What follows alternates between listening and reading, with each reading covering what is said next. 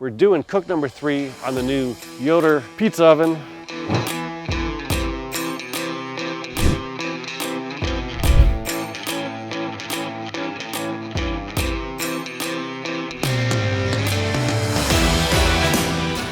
What's up, barbecue fans? Welcome back to Patio. My name's Jake. You're watching Run Cook. Today on the channel, we're doing cook number 3 on the new Yoder pizza oven. It's my new favorite toy right now. I am a gadget guy. I love toys. I love gadgets. And this thing is great. So far, this is cook number 3. And I'm taking you along for my learning journey on it. I have not done any cooks off of film. First, we did calzones. Turned out delicious. Then we did a cast iron pizza. Turned out delicious. Today, we're doing a cast iron chicken. Now, we're going to get on to some other pizza. Don't you worry. But there's a couple things I want to play with, and my wife said, hey, can you do a rotisserie chicken for dinner tonight? And I said, you know what? I can do you one better. I'm going to do it in the pizza oven. So before we can do that, let's fire this guy up. Turn this guy on. So when you first turn on the Yoder, the default temperature is at 350. We're just going to let that run for a second.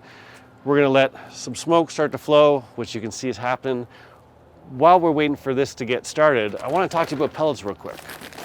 One of the common questions I'm seeing in comments on various social media platforms is, pizza oven looks great, but man, is it ever going to go through some pellets. So I want to talk to you real quick.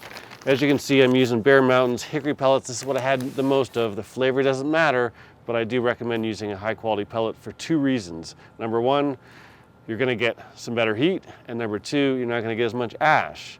And this thing, you don't want a lot of ash. So we're warmed up, or we're started up. We'll close that up, let it get the temperature. I am going to dial this up to 450 real quick. But to give you guys a point of reference here, this is what's left of this bag. Okay, so we've got, I don't know, 1/8 of a bag. In my hopper, I have, it's half full, right? So we did a calzone cook, preheated it for 45 minutes, cooked the calzone for 12 minutes, and it may have run for an extra couple minutes. So let's call it an hour. Not really an hour, but close enough. And then I did the cast iron pizza. Again, preheated it for about 30, 40 minutes. We were cooking at 450, maybe 500, I think. That cooked for 12 minutes again, I think, actually, surprisingly enough. And so say we've got 2 hours of cooking in this, and I've still got probably half a bag of pellets, just to give you an idea. Now, you know, when you're hot, running at high temperatures, you definitely go through some extra pellets, but the way that this is designed, all the heat's getting trapped inside this box, so it heats up pretty quickly, and it's not going through pellets like crazy.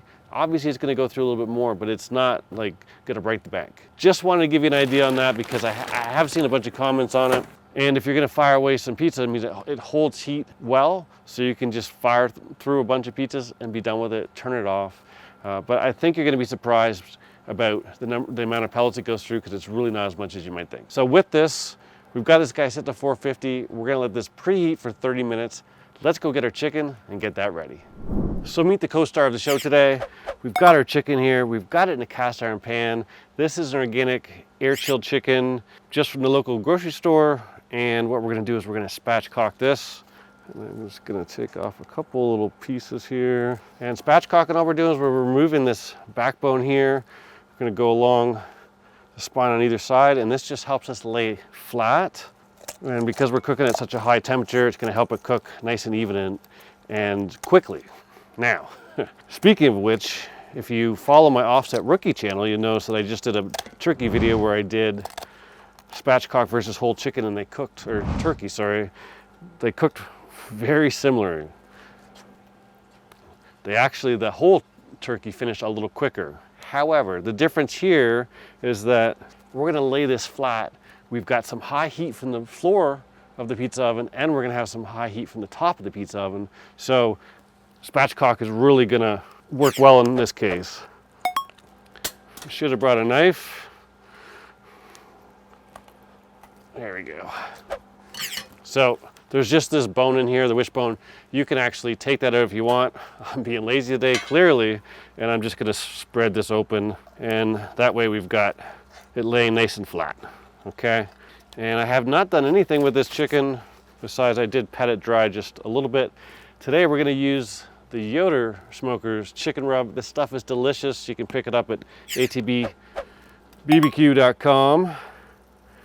But we're gonna put a nice liberal coating of this on there. And don't forget to turn your legs over here. Make sure you get your thighs, the inside of your legs. Now, if this is not sticking for you for some reason, you could use a little bit of spray oil if you want to. You could probably even get away with a little bit of water on this because it's going to cook such high heat. I'm just going to put a little bit on the inside here. And if you wanted to go all out, you could actually take out the cage from the inside and get rid of all the bone in advance. We've done that before. We're not going to do that today. And now what we're going to do, we're just going to let this guy rest for about another 20 minutes while this gets preheated, and we'll just let some of that seasoning penetrate into the meat a little bit deeper, and I'll bring it back when it's time to get it on the pizza oven. So it's been about 30 minutes. You can see the seasonings nicely penetrated into our chicken. I know our temperatures are good, but I want to show you just for educational purposes.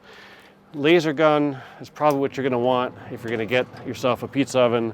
But you can see on the top here, we are 466, and on our stone, in the middle, we're 504 was the highest I hit. So we're hot. But these are handy. I'll put a link down below. Get an inexpensive one from Amazon. You don't need to go crazy with it. I did a spatchcock chicken in my wood-fired oven, and I learned a very valuable lesson. It cooks from the top down a lot quicker than you think. So for our first half of our cook, we're gonna cover this up just to make sure we don't burn it. I'm not sure how long it's gonna take. I'm thinking 45-ish minutes, maybe 50 minutes. This is a 4-pound chicken, just to give you an idea. Let's put this guy in. And I'm just covering it up. I don't wanna steam my chicken, right? I wanna let it come out the sides. I don't wanna burn the top.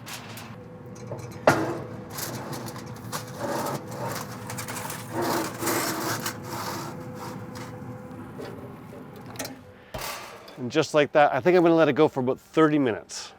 And then we'll check temp, and I'll probably pull off that foil and we'll cook the top of it.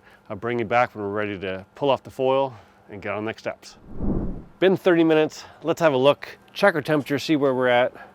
This is gonna be hot. Make sure you got some high temp gloves. I've got a couple different sets, but these welding gloves I use for my offset work well.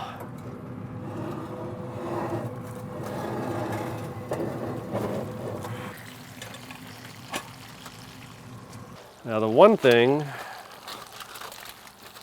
I did learn in this process, I've actually been cheating a little bit, and I have been vacuuming my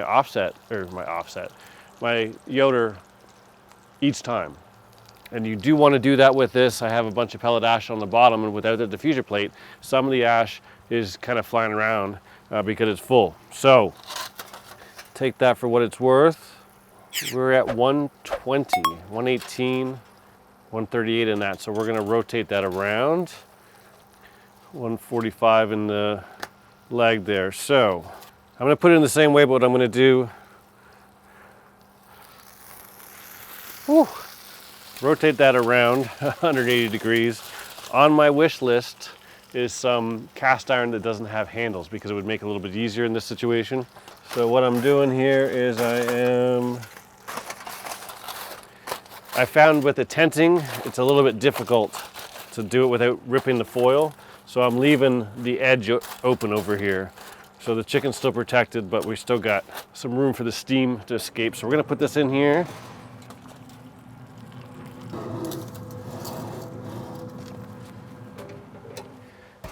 So now we have our chicken rotated at 180 degrees. We'll catch up the other side a little bit. And I think what we're gonna do is we're gonna wait 10 minutes. 10 minutes, I'm gonna pull it out and we'll pull off the aluminum foil and we'll let it cook from the top. It's been 10 minutes, let's pull off the foil.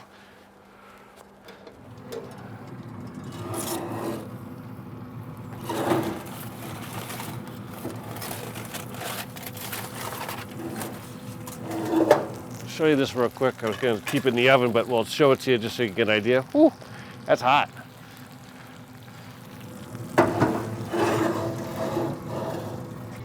Even with the welding gloves, it's hot.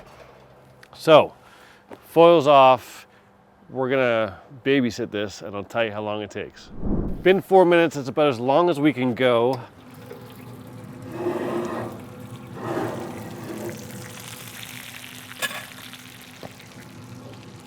Now you can see a couple spots here where the foil was touching the chicken the entire time, so that caused a couple hot spots. So I have some thoughts on that. We'll get into that in a little bit. And we went a little higher, we're 163. You could pull this off a little earlier. I think it's a good shape. I pushed it a little longer because I wanted to make sure I could get some crisping, which I'm pretty happy with for a first try. Again, I've got some thoughts on this. Let's let this cool off for a good 15 minutes and we'll pull it out, have a taste, and I'll share some wrap-up thoughts with you. It's been 10 minutes. I'm starving. Let's dig in. As you can see, overall, for a first attempt, not too bad. Now, me personally, a little bit of char on chicken wings, or even burgers is something that I actually enjoy.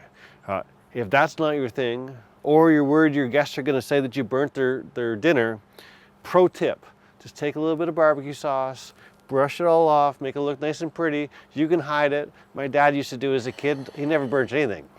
I'm sure you've done that once or twice in your life. Not a big deal.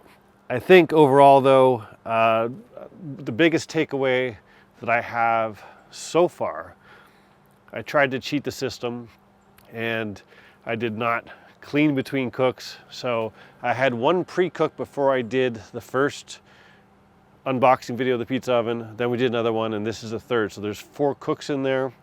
And this is the first time where I started to notice some ash moving around a fair amount in there. I could see a little bit on top of the foil. And speaking of the foil, a little tip that I think I would change here is don't get quite as big of chicken. Because off camera, as I was putting the foil around, that was a 12-inch cast iron pan, getting in and out there, I ripped the foil 3 times. I was getting a little frustrated. And as I moved it, it would catch something because I didn't want to get it too tight because I wanted to let it breathe a little bit. So a couple things I think you could do there. You could break down the chicken and have it sit a little bit deeper in the pan, and then you wouldn't have to worry about that, or maybe not get quite as big chicken. These are just some things that'll help it go a little bit smoother for you. Overall, I think it turned out great for a first attempt. Let's, well, I can tell you right now, it's juicy. Skin's nice and crunchy. Should come across on the camera there.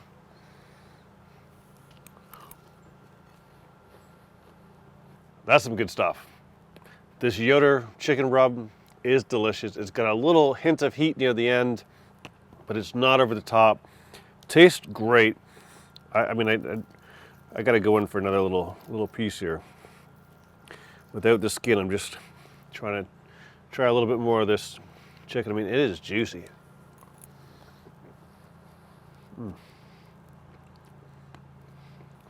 Little burnt spots aside, this is delicious. Super juicy. The one thing we know about chicken loves to be cooked quick. Deep frying chicken, rotisserie chicken over high heat. This in the pizza oven works perfect, cooks it nice and quick. When we spatchcock it, we break it out, we get some heat from the bottom. And in the bottom of that cast iron pan, I didn't put anything in there. I figured there would be enough fat that would render out from the chicken that it'd be perfectly fine. All we did was put some of the Yoder seasoning on it, throw it in there, and it turned out phenomenal. So for cook number 3, I'm gonna say it's a success. There are some things I've learned here. Happy to learn them for you, share them so you can skip the mistakes. We're gonna be doing some more cooks real soon. If you're not subscribed yet, do so below. If you liked the video, give it a thumbs up. Thanks as always for watching. I'll see you soon.